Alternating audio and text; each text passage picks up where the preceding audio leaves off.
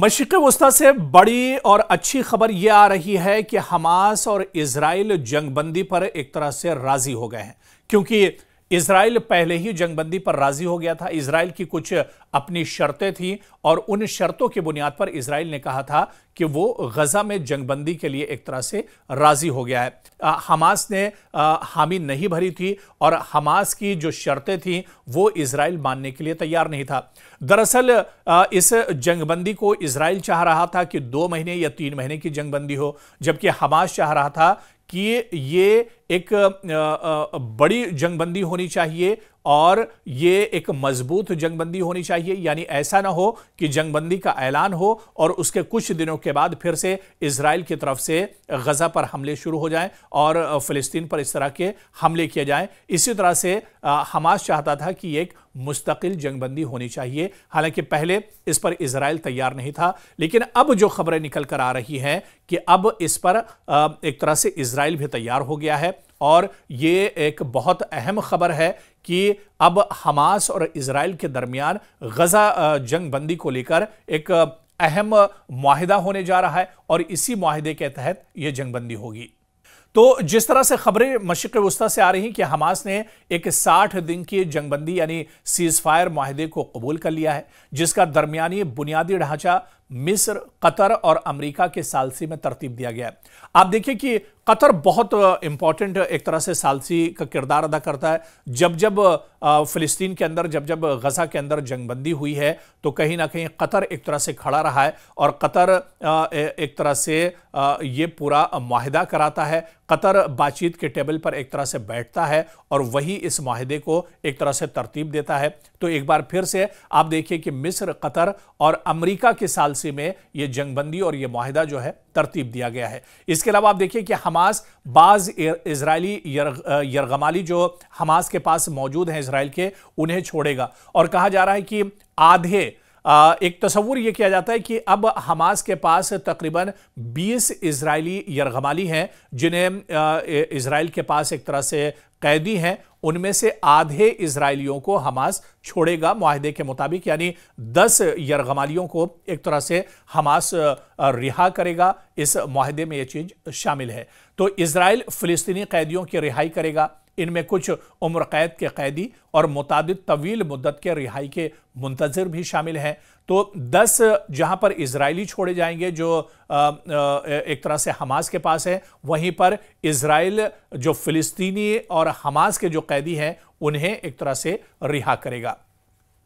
इसी तरह से आप देखिए कि गजा के अंदर इंसानी इमदाद जो अक़वाम मुत्तहिदा और रेड क्रॉस के जरिए होगी, ज्यादा मिकदार में दाखिल होने की इसकी बाकायदा इजाजत दी जाएगी। अभी आप गजा की सूरत हाल देखिए कि गजा में चारों तरफ से नाकाबंदी की हुई है। गजा में इमदादी जो कार्रवाइयां हैं वो बिल्कुल ना के बराबर हैं और यही वजह है कि गजा से जिस तरह की खबरें आ रही थी कि यहां पर लोग भूखों एक तरह से मर रहे थे, छोटे बच्चों को खुराक और दवाएं नहीं मिल रही थी, जो खवातीन थी, जो मर्द थे, जो बुजुर्ग थे, सभी कहीं ना कहीं एक तरह से भूख प्यास से निढाल हो चुके थे। तो ऐसे में इस मुआहिदे में एक शर्त यह भी रखी गई है कि इंसानी जो इमदाद है उसे नहीं रोका जाएगा, बल्कि इंसानी इमदाद जो अक़वाम मुत्तहिदा और रेड क्रॉस के जरिए होगी, ज्यादा मिक़दार में वो गजा में एक तरह से भेजी जाएगी और इस पर किसी तरह की रोक नहीं होगी।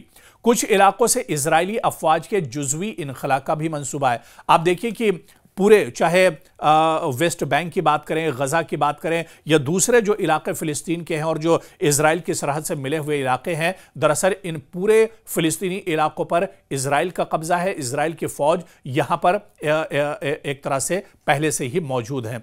इसके अलावा आप देखिए कि इन इलाकों से फौज को निकालने का मंसूबा भी इसमें शामिल है। तो कुछ इलाके ऐसे हैं जहां से इजरायली अफवाज के जुज़वी इनखला का भी मंसूबा बनाया गया है, यानी इन इलाकों से इजरायली जो फौज है वो एक तरह से बाहर निकल जाएंगे या वो इस इलाके को एक तरह से छोड़ देंगे।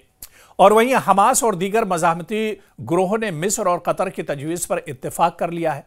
मुआहिदे के मुताबिक इजरायली अफवाज शुमाली और मशरिकी गजा की पट्टी से 1000 मीटर पीछे हटेंगी। अलबत्ता शुजाइया और बैतलाहिया इससे मुस्तस्ना होंगे।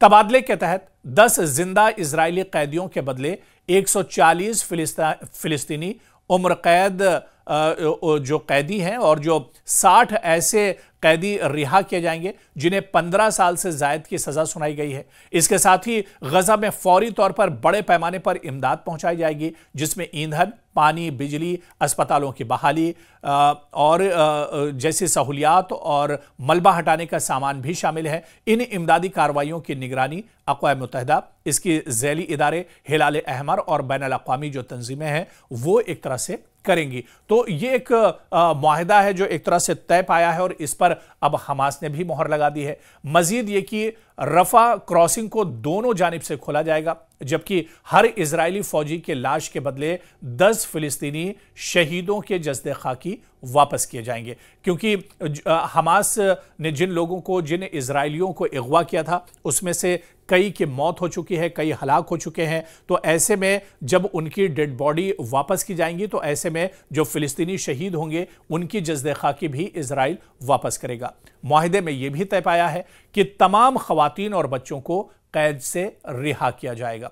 यह मुआहिदा बहुत इंपॉर्टेंट है। हालांकि दूसरी तरफ इजराइल ने सख्त मौक़िफ़ अपनाया है और तमाम यरगमालियों के बैक वक्त रिहाई को जंगबंदी की शर्त बनाया है। यह हमास की जानिब से मंजूर शुदा मुआहिदे से कुछ मुख्तलिफ है। इजराइल ने अभी तक इस मुआहिदे का रस्मी जवाब या मंजूरी जारी नहीं की है। हालांकि हामी तो पहले इजराइल ने भरी थी, लेकिन जो शराइत यहां पर हमास ने इस मुआहिदे में रखी हैं, इस पर अभी इजराइल ने इस मुआहिदे का रस्मी जवाब या मंजूरी जारी नहीं की है। इस दौरान लाखों फिलिस्तीनियों को दरपेश संगीन इंसानी परेशानियां और घरेलू इमदाद की शदीद कमी का खदशा है, जिसकी वजह से बैनुल अक़वामी दबाव भी अब लगातार इजराइल पर बढ़ रहा है। और आप देखिए कि गजा में जारी जंग में अब तक 62,000 से ज्यादा फिलिस्तीनी हलाक हो चुके हैं, जिनका कत्लेआम हुआ है। और भूख और बीमारी ने इंसानी अलमियों को बदतर बना दिया है। गजा के अंदर अवामी रद्द-ए-अमल और बैनुल अक़वामी बरादरी की मुदाखलत ने दबाव में इजाफा किया है और यह दबाव सीधा सीधा इजराइल के ऊपर है। खुद आप देखिए कि जिस तरह से इजराइल के अंदर हजारों इजरायली शहरी एहतजाज कर रहे हैं ताकि अपने यरगमालियों की वापसी को यकीनी बनाया जाए। इस दौरान नेतन्याहू की हुकूमत पर सियासी दबाव भी शदीद होता जा रहा है। तो वहीं मिस्र, कतर और अमेरिका ने वाज़ेह सालसी किरदार अदा किया है। अमेरिका का कहना है कि उसने भी इस मुआहिदे की हिमायत की है। तो वहीं पर आप देखिए कि यह मुआहिदा महज एक आर्जी जंगबंदी नहीं, बल्कि मुस्तकबिल में मुस्तकिल अमन समझौते की राह खोल रहा है। ताहम इस पर इत्तेफाक करना अभी एक तरह से बाकी है, यानी इजराइल की तरफ से अभी ऑफिशियली बयान एक तरह से जारी नहीं किया गया है। पहले इजराइल इस मुआहिदे पर एक तरह से राजी था, लेकिन हमास पीछे हट रहा था। अब हमास ने इस मुआहिदे की जो शर्तें रखी हैं उसे इजराइल एक तरह से पूरे तौर पर नहीं मान रहा है, लेकिन मिस्र और कतर और अमेरिका की जो सालसी है उनका यह मानना है कि इजराइल भी इस मुआहिदे पर एक तरह से राजी हो जाएगा, क्योंकि मशरिक़ वुस्ता में इजराइल बहुत बुरी तरह से घिरा हुआ है। गजा जंग के बाद इजराइल पर बहुत बड़ा दबाव है। तो ऐसे में यह जो मुआहिदा होगा, इससे कहीं ना कहीं गजा में भी जो लोग फंसे हुए हैं उन्हें एक राहत नसीब होगी और आने वाले दिनों में इस मुआहिदे के चलते मशरिक़ वुस्ता में भी हालात बेहतर होंगे।